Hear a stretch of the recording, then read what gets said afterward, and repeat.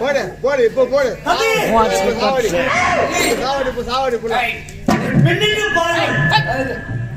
கேவலம் மணரம் அடிச்சாரு கீச்சாரு பிடிச்சாரு ஒரு பொம்பளை கூட போறத தங்கச்சி மூஞ்சில பூச்சி இந்த ஜென்மத்தை வச்சு நடக்கிறதோட செத்தா போயிடலாம்.